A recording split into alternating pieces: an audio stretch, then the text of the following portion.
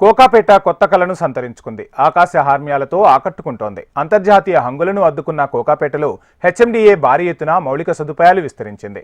ప్రతిష్టాత్మకంగా చేపట్టిన Neopolis layout అభివృద్ధి పనులు తుది దశకు చేరుకున్నాయి.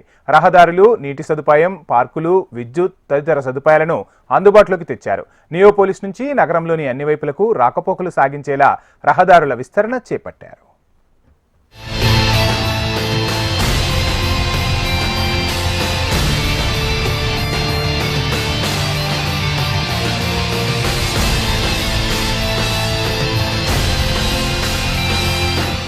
కోకాపేట శరవేగంగా అభివృద్ధి చెందుతోంది.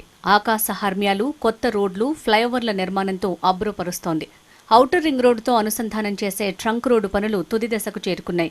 మరో 20 రోజుల్లో పూర్తి చేసి వాహనాల రాకపోకలను ప్రారంభించనున్నట్లు హెచ్ఎండిఏ ఉన్నతాధికారులు తెలిపారు. వివిధ రంగాలకు చెందిన అంతర్జాతీయ సంస్థలు, ఐటీ కంపెనీలు, నివాస సముదాయాలతో విస్తరించిన కోకాపేటకు మెట్రో కనెక్టివిటీని ఏర్పాటు చేసేందుకు ప్రభుత్వం 2వ దశలో డీపీఆర్ను రూపొందించింది. మహానగరంలోనే అత్యంత ఖరీదైన ప్రాంతంగా కోకాపేట గుర్తింపు పొందింది.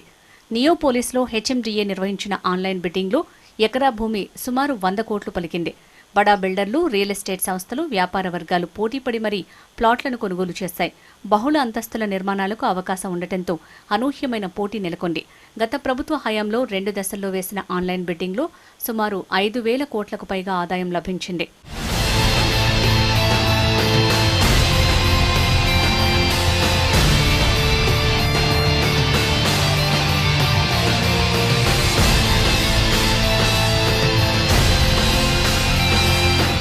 మొదటి నుంచి ఎంతో ప్రతిష్టాత్మకంగా చేపట్టిన ఈ లేఅవుట్లో 268 కోట్లతో హెచ్ఎండిఏ మౌలిక సదుపాయాలు కల్పించింది.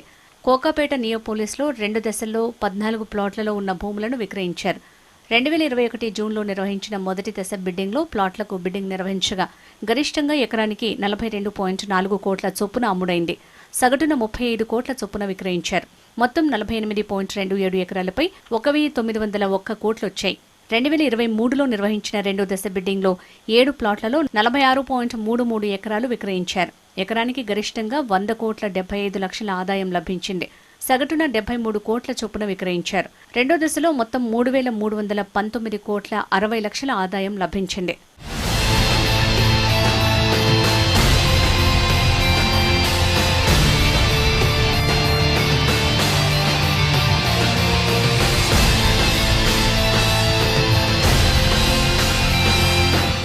మొదటి నుంచి ఈ ప్రాజెక్టుకు ఉన్న ప్రాధాన్యం ఉండటంతో కోకాపేట నుంచి వివిధ మార్గాల్లో వాహనాల రాకపోకలకు ఎలాంటి అంతరాయం తలెత్తకుండా కోకాపేట లేఅవుట్ ప్రవేశ రహదారిని ఔటర్తో అనుసంధానం చేసేలా రహదారులు విస్తరించారు.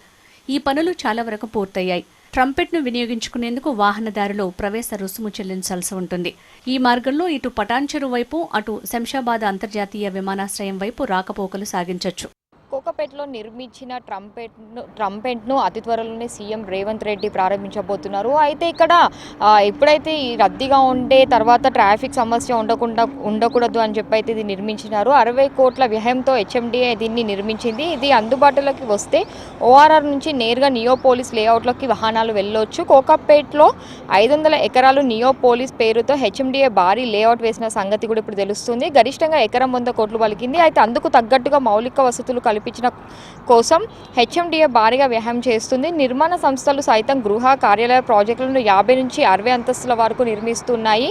ఇవన్నీ పూర్తయితే 5 లక్షల మంది ఈ ప్రాంతం నుంచి పనిచేసే అవకాశం ఉందని అంచనా వేస్తూ ఉన్నారు. ఈ నేపథ్యంలో పక్కనే ఉన్న ఓఆర్ఆర్కు అనుసంధానం లేకపోతే ట్రాఫిక్ సమస్యలు ఎదురయ్యే అవకాశం ఉంటుంది కాబట్టి ట్రంపెట్ను చేపడుతున్నారు. అంటే ముందు జాగ్రత్త కోసం అయితే ఈ ట్రంపెట్ను నిర్మించాలని చెప్పి ఉద్దేశంతో అయితే ముందుకు కొనసాగారు. కోకాపేట నుంచి వివిధ మార్గాల వాహనాలు రాకపోలకు ఎలాంటి అంతరాయం తలెత్తకుండా కోకాపేట లేఅవుట్ ప్రవేశ రహదారిని ఔటర్తో అనుసంధానం చేసేలా రహదారిని విస్తరించారు. ఈ లేఅవుట్లో పెద్ద ఎత్తున హైరేజ్ వాహనాలను నిర్మిస్తున్న దృశ్య వాహనాలను రాకపోక సైతం భారీగా ఉంటాయని అంచనా కూడా వేస్తున్నారు. ఈ మేరకు భవిష్యత్ అంచనాలకు అనుగుణంగా రహదారుల విస్తరణకు హెచ్ఎండిఏ అత్యధిక ఆలోచనలతోనైతే ముందుకు వచ్చింది. నార్సింగి వద్ద సుమారు 15 కోట్లకు పైగా వేచించి ఇంటర్చేంజ్ను ఏర్పాటు చేశారు. మరో 65 కోట్లతో ట్రంపెట్ రోడ్డు నిర్మాణం చేపట్టారు. ఈ పనులు చాలా వరకు పూర్తయ్యాయి. కోకాపేట నుంచి ట్రంపెట్ రాకపోకలు సాగించే మార్గంలో ప్రస్తుతం టోల్గేట్ నిర్మిస్తున్నారు.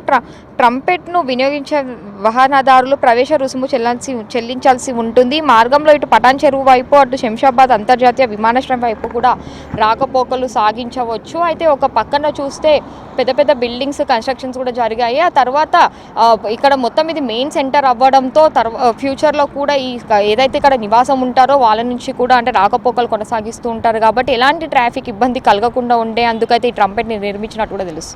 వీడియో జర్నలిస్ట్ రామకృష్ణతో సుప్రియ, HM TV, హైదరాబాద్.